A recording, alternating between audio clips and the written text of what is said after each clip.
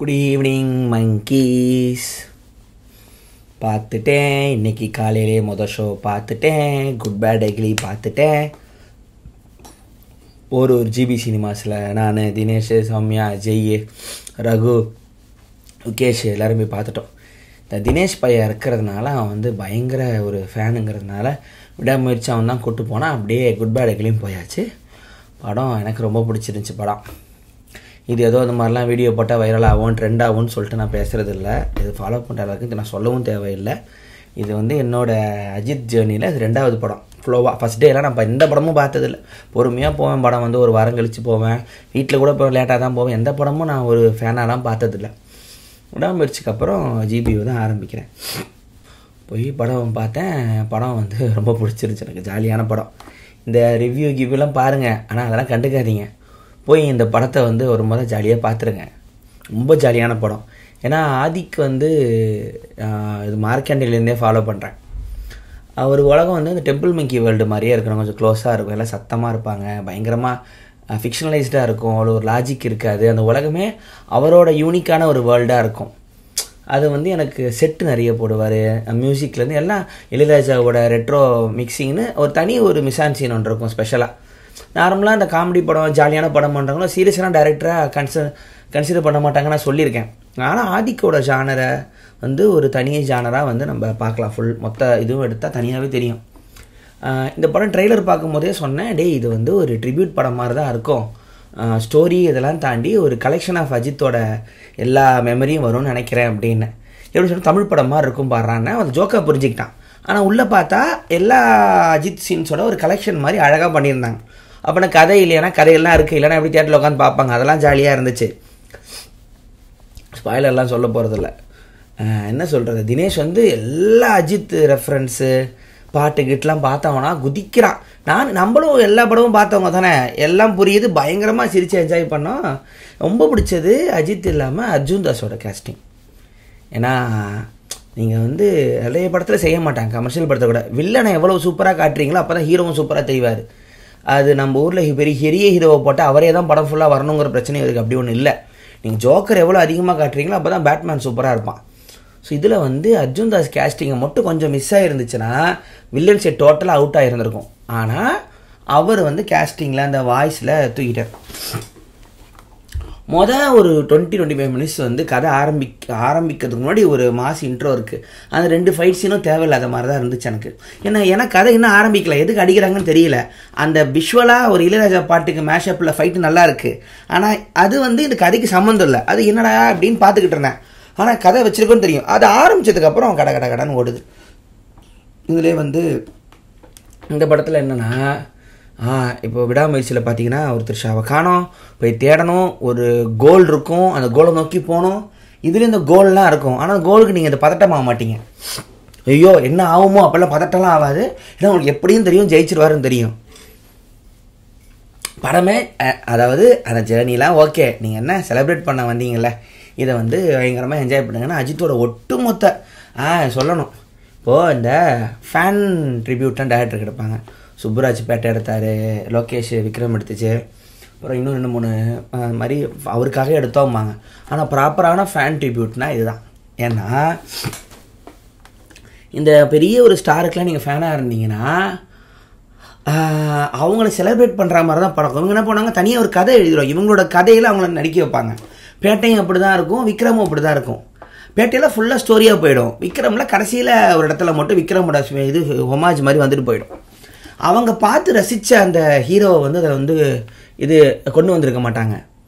பார்த்து ரசித்த அந்த இமேஜஸ்லாம் இந்த படத்தில் தெளிவாங்க. பாருங்க, எல்லா படமும் பார்த்துருங்க, எல்லா படமும் மகபு, அந்த ஒட்டுமொத்த பட ரெஃபரன்ஸ் இதில் வரும், பார்த்துக்கோன்னு சொல்கிற மாதிரி. இது ஒரு ஜானர். ரிவ்யூ எடுத்து பார்த்தீங்கன்னா என்ன வரும்னா, இது வந்து ஃபேன்ஸுக்கு மட்டும் தான் பிடிக்கும், ஜென்ரல் ஆடியன்ஸுக்கு பிடிக்காது. யார் அந்த ஜென்ரல் ஆடியன்ஸ் தான் எனக்கு கேள்வி. அது எல்லாமே நம்ம தான். இப்போது இவங்க அஜித் விஜய் 2 பேரும் பெரிய ஹீரோனா எல்லா ஒட்டுமொத்த எல்லா படமும் சின்ன வயசுலேருந்து பார்த்து பழக்கம், லைஃப்பில் ஒரு மெமரி. அப்போ எங்கேருந்து நம்மளை தாண்டி யார் ஜென்ரல் ஆடியன்ஸ் வந்துட போகிறா? நீங்கள் போனால் கூட உங்களுக்கு எல்லா படமும் உங்களுக்கு புரிய போகுது. எனக்கு தெரிஞ்சு இது அப்படிலாம் இது பிரியாதுன்னு நினைக்கிறேன். ஒரு 4 நாளைக்கு சத்தம் பயங்கரமாக இருக்கும். அதுக்கப்புறம் இப்போ எங்கள் அம்மா பார்த்தாலும் உங்களுக்கு எல்லா படமும் புரியும், உங்கள் வீட்டில் பார்த்தாலும் என்ன கதைன்னு புரியும். என்னன்னா ஒரு படம் வந்து என்ன மாதிரி ஜானருக்குள்ளே போகுதுன்னு 10 நிமிஷத்தில் சொல்லிடணும். இந்த படத்தில் லாஜிக் இல்லை கேட்காதீங்கன்னு சொல்லிட்டாங்கன்னா கடைசிக்கு அது மெயின்டைன் ஆகுது. சில படத்தில் பயங்கர லாஜிக்காக இருக்கும், திடீர்னு லாஜிக் இல்லாமல் போகும். பயங்கர ஃபேண்டஸி ஆரம்பிச்சு லாஜிக் போகும். ஜனங்க அதுதான் ஆரம்பத்திலே காட்டிடல எதுக்கி போகும் அந்தோன்றாங்க. இந்த படத்தில் அந்த குழப்பமே இல்லை. ஒரு இடத்துல 4th வால்லாம் பிரேக் ஆகுது. அதெல்லாம் அந்த இடத்துல தேவையே இல்லை, கொஞ்சம் விட்டுருந்தா எவ்வளோ சீரியஸாக கதை போகுது, இன்னும் டேரக்டர் பேசிகிட்டு இருக்காப்புல மாதிரி இருக்கும். ஆனால் ஆதிக்கு வந்து அவங்க என்ஜாய் பண்ண தான் வராங்க, ரொம்பலாம் சீரியஸாக எடுத்துக்காதீங்கன்னு சொல்கிற ஒரு சில்னஸ். வெங்கட் பிரபுவோட சில்னஸ் ஒரு ஸ்டெப்பு மேலே போனால் எப்படி இருக்கும், அதுதான் இந்த படம். ஸோ நான் போகிற ஒரு ஜீவன் ரொம்ப கத்தவே இல்லை, அமைதியாக படம் பார்த்தாங்க. தினேஷ் சொல்லிட்டு இருந்தான் திருநெல்வேலியில் கதறிக்கிட்டு இருக்காங்கண்ணே, ஃபோனில் வீடியோ கால்லாம் வருது, எதுக்கு சென்னையில் அமைதியாக படம் பார்க்குறாங்கன்னு தெரில. ஒருவேளை ஊருக்காரங்களாம் சென்னையில் ரொம்ப கிளாஸாக பார்ப்பாங்க நினச்சிட்டு இவங்களும் அமைதியாக இருக்கிறாங்களான்னு தெரியல. என்னன்னா நாங்கள் டிஸ்கஷனாகவே பேசிக்கிட்டு இருந்தோம்.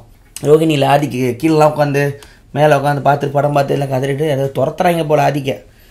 பரவாயில்ல, பெரிய விஷயம். ரொம்ப கஷ்டப்பட்டுச்சு பாவம். நிறைய ஃப்ளாப்பு நிறைய டவுனெல்லாம் தாண்டி இன்றைக்கி ஒரு பெரிய ஹீரோவுக்கு படம் பண்ணி இட்டு கொடுக்குதுன்னா நைஸ் தான்.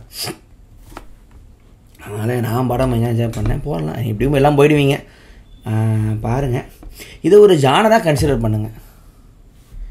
இந்த எப்படி சொல்கிறது, இந்த மாதிரி ஒரு படம் செலிப்ரேஷன் படம்லாம் வந்து உலகத்தில் வேறு எங்கேயுமே வர்றதில்ல. அதாவது அவங்களுக்கு வந்து பொறாமையாக இருக்கும், எப்படி இதை பண்ணுறாங்க ஏன் கத்துறாங்கன்னு தெரியாது. அது நம்ம ஊர் ஸ்பெஷல் மாதிரி. இந்த மாதிரி படம் வரும்போதெல்லாம் இதெல்லாம் அப்படியே வந்து ரொம்ப டீப்பாக அனலைசிஸ்லாம் பண்ண வேணாம். ஃபோன் அடிக்காத, வீடியோ பண்ணிகிட்ருக்கேன், அப்புறம் 1 hour எடிட் பண்ணணும் தனியாக. தினேஷ்லாம் குதிக்கிறான், நிறைய இடத்துல என்ஜாய் பண்ணேன். ஆனால் ராஜா பாட்டு வரும்போது மட்டும் படம் அப்படி போகுது. தலைவன் இன்னும் வேலை செய்கிறாப்புல பிஜிஎம்மில். பப்பாம் பாம் பாம் பாம் பாம் பாம் பப்பாம் பாம் பாம் பாம் பாம் பப்பாம் பாம் பாம் பாம் பப்பாம் பாம் பாம் பாம் பாம். சே, காடு மேலே 16 நம்பர்லாம் அங்கே சொல்லும் போது அடடா சே சே சே சே நம்ம டைலாக்கியா மாதிரி இருந்துச்சு. வேறு என்ன ட்ரெஸ்ஸு காஸ்டியூமு. அந்த பையன் கேஜிஎஃப்பில் வந்த இது குட்டி பையன் போல் அந்த பையன் அவன். அப்புறம் கேஜிஎஃப்பில் வாய்ஸ் தர ஆளே வம்புக்குனே போட்டிருக்கு. உன் வேலையை முறைச்சிக்கிட்டே ஒரு இன்ட்ரோ கொடுத்துக்கிட்டே இருக்க ஹீரோக்கு, நீ அதுக்கு தான் கரெக்டாக இருப்பான மாதிரி அவரை குட்டியாக வந்து வச்சுக்கிட்டு அவன் பார்த்துட்டா, அவன் இறங்கிட்டா, அவன் வந்துக்கிட்டே இருக்கா, அவனை பற்றி உங்களுக்கு தெரியாது. இந்த வருத்தம் வந்து கேஜிஎஃபோட ஸ்டைல். அது ஒரு ஹீரோக்கு முன்னாடி இன்ட்ரோனா இப்படி தான் கொடுக்கணும். அவரே குட்டியாந்துட்டாங்க, நீயே பேசுவா கவா அப்படி. விண்டேஜ் ஆதிச்சு சீக்வன்ஸ்லாம் ட்ரெய்லர்லேயே பார்த்துருப்பீங்க, அதெல்லாம் நல்லா பண்ணியிருந்தாங்க. சிஜி அது சொதப்பலை. நார்மலாக அந்த டிஏஜிங் பண்ணும்போதெல்லாம் நமக்கு ஒரு மாதிரி தெரியும், ரொம்ப ப்ராப்பராக இருந்துச்சு. அது தப்பிச்சிட்டாங்க. ஃப்ளாஷ்பேக் சீக்வன்ஸ்லாம் நம்புகிற மாதிரி இருக்குது.